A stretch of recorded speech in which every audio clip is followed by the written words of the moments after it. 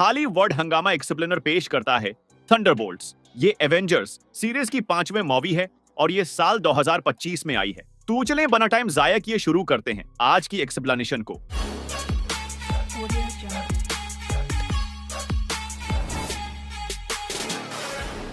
इस मूवी में हमें पता चलता है कि CIA की डायरेक्टर वेलेंटिना यानी व्हील ऑक्सी नामी एक सीक्रेट साइंटिफिक ऑर्गेनाइजेशन चला रही थी जिसमें इंसानों पर इनलीगल तजर्बे किए जाते थे। वैलेंटाइन का मकसद था प्रोजेक्ट सेंट्री, जिसमें एक ऐसा सुपर हीरो बनाना था जिसके अंदर बेहिसाब सुपर ह्यूमन पावर हो। क्योंकि अब पुराने एवेंजर्स भकड़ चुके थे, इसीलिए वैलेंटाइन एक ऐसा सुपर हीरो चाहती थी जो सभी एवेंजर्स से ज्यादा ताकतवर हो। और अब इस प्रोजेक्ट सेंट्री में बहुत से इंसानों पर जब तजर्बे किए गए तो बहुत से इंसानों की जान चली गई और ये खबर लीक होते ही अमेरिका की सरकार तक चली गई और वैलेंटाइन के खिलाफ इन्वेस्टिगेशन शुरू हो गई और वालन को जमादार ठहराने में बकी बार्न्स भी शामिल था, जो कि अब एवेंजर्स छोड़ने के बाद एक पॉलिटिशियन बन चुका है। इसीलिए विलन इन सब बातों से बचने के लिए ऑक्सी के सारे सबूत और गवाह मिटाने के लिए क्रिमिनल या सीक्रेट एजेंट्स की टीम को हायर करती है, जिनमें शामिल हैं येलेना बेलोवा जो कि ब्लैक विडो की छोटी बहन है, जॉन वाल्कर जो का यूएस एजेंट है, एंटोनिया ड्रेकोव यानी टास्क मास्टर और एवा स्टार यानी गोस्ट। और वो इनके जरिए ऑक्सी लीव स्मिथ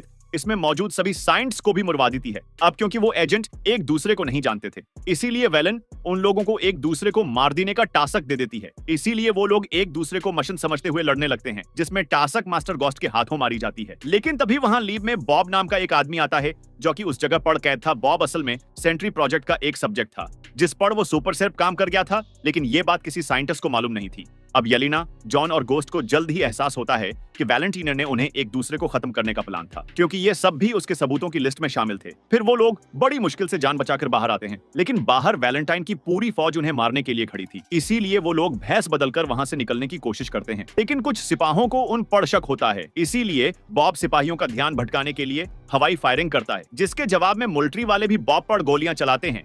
पर मिलिट्री की गोलियों से बॉब को कुछ नहीं होता और वो हवा में उड़ने लगता है और तब वैलेंटीना उसे पकड़ लेती है। उधर येलेना, जॉन और ईवा रेगिस्तान में भटक रहे थे। येलेना को लीव में कुछ डॉक्यूमेंट मिले थे जिस पर अब इन तीनों को प्रोजेक्ट सेंट्री के बारे में पता चल गया था और उन्होंने बॉब को गोलियों से बचते और हवा में उड़ते हुए देख लिया था और वह समझ जाते हैं कि बॉब अब एक सुपर ह्यूमन बन चुका है जिसे वैलेंटीना अब उसे अपने फायदे के लिए इस्तेमाल करेगी। इसीलिए अब ये तीनों वैलेंटीन का पर्दाफाश करके उसे सजा दिलाने का फैसला करते हैं। अब तभी रेगिस्तान में येलेना को मुना बोला बाप एलिस्की शोस्टाकोव यानी द रेड गुराडियन आ जाता है, क्योंकि एलकेसी ने विलेन की जासूसी करते हुए ये मालूम कर लिया था कि वो येलेना और बाकी के एजेंट को मारने वाली है। लेकिन तभी उन सबको बक्की रास्ते में पकड़ लेता है ताकि वो उन्हें गवाह बनाकर वैलेंटीना को सजा दिला सके। लेकिन येलेना, जॉन और एवा उसे बॉब के बारे में बताते हैं, लेकिन बक्की को उनकी बातों पर यकीन नहीं होता। दूसरी तरफ वैलेंटीना बॉब को लेकर एवेंजर्स के पुराने हेडक्वार्टर में ले जाती है और वहां उसे पता चलता है कि बॉब दिमागी तौर पर बीमार है,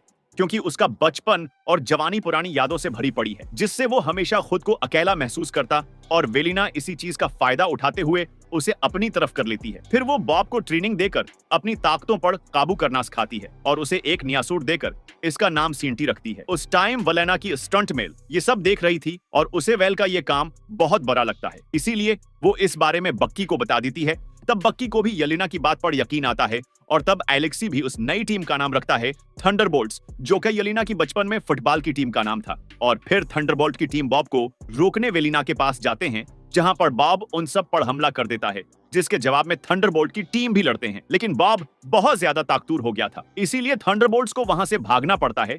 लेकिन बाहर आने पर बॉब एक शैडो बन गया था जो कि शहर में तबाही मचाने लगता है और वो सभी इंसानों को उनके साये में धकेल देता है, जिससे पूरे शहर में अंधेरा छाने लगता है। ये देखकर येलेना भी उस परछाई में जाती है ताकि सच्चाई पता कर सके कि लोग आखिर कहां गायब हो रहे हैं। परछाई में जाने के बाद येलेना को वहां बॉब मिलता है जो कि अपनी बचपन वाले घर में कैद था। येलेना उससे कहती ये कि उसे अपनी उन सब बुरी यादों का सामना करना होगा और इस बुराई को रोकना होगा।